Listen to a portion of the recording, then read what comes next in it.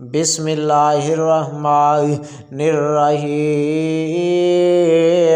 حضرت حذیفہ رضی اللہ بیان کرتے ہیں رسول اللہ صلی اللہ علیہ وسلم ہمیں خطاب فرمانے کے لیے ایک جگہ کھڑے ہوئے تو آپ نے اس وقت سے لے کر قیامت تک ہونے والے تمام واقعات بیان فرمائے۔ یاد رکھنے والوں نے اسے یاد رکھا اور بولنے والے نے اسے بلا دیا، اور میرے یہ ساتھی اس سے خوب آگاہ ہیں۔ ان مذکورہ چیزوں میں سے جب وہ چیز رونما ہوتی ہے جس میں بھول چکا تھا تو اسے دیکھ کر میری یاد تازہ ہو جاتی تھی،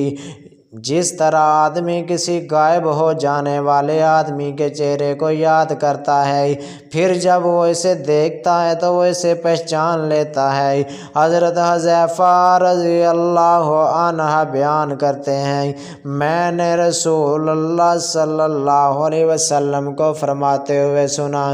دلوں پر فتنے اس طرح مسلسل پیش کیے جاتے ہیں جس طرح چٹائی کے تنکے مسلسل ہوتے ہیں جس میں وہ پیوست کر دیا گیا،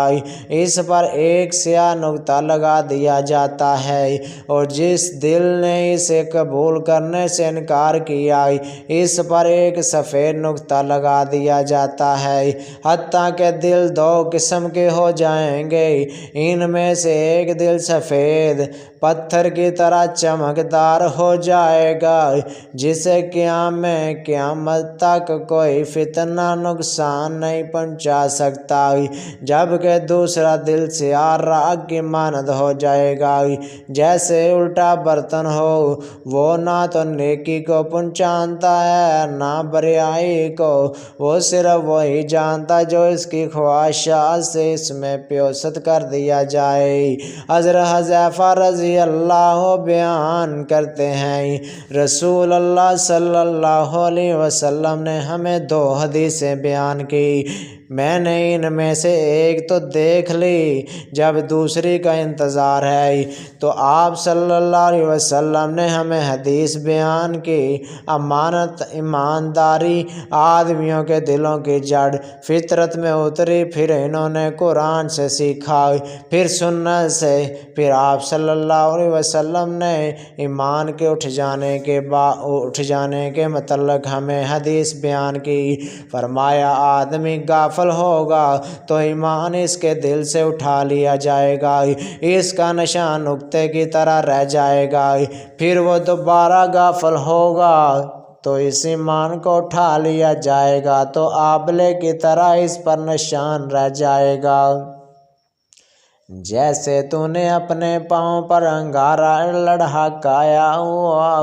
وہ آبلہ بن جائے گا تو اسے پھولا ہوا دیکھے، حالانکہ اس میں کوئی چیز نہیں، اور لوگ صبح کریں گے اور کوئی ایک بھی امانت ادا نہیں کرے گا، کہا جائے گا کہ فلاں قبیلے میں ایک امانت دار شخص ہے، اور کسی اور آدمی کے متعلق کہا جائے گا کہ وہ کس قدر عقل مند ہے، اس کا کتنا ظرف ہے، اور وہ کس طرح کس قدر برداشت والا ہے، حالانکہ اس کے دل میں رائی کے دانے کے برابر بھی ایمان نہیں ہوگا۔ حضرت حذیفہ بیان کرتے ہیں لوگ رسول اللہ صلی اللہ علیہ وسلم سے خیر کے متعلق دریافت کیا کرتے تھے، جبکہ میں آپ سے شر کے متعلق اس اندیشے کے پیش نظر پوچھا کرتا تھا وہ کہیں مجھے اپنی گرفت میں نہ لے لیں۔ وہ بیان کرتے ہیں میں نے عرض کیا اللہ کے رسول، ہم جاہلیت اور شر میں مبتلا تھے، اللہ نے ہمیں اس خیر سے نوازا دیا تو کیا اس خیر کے بعد کوئی بھی شر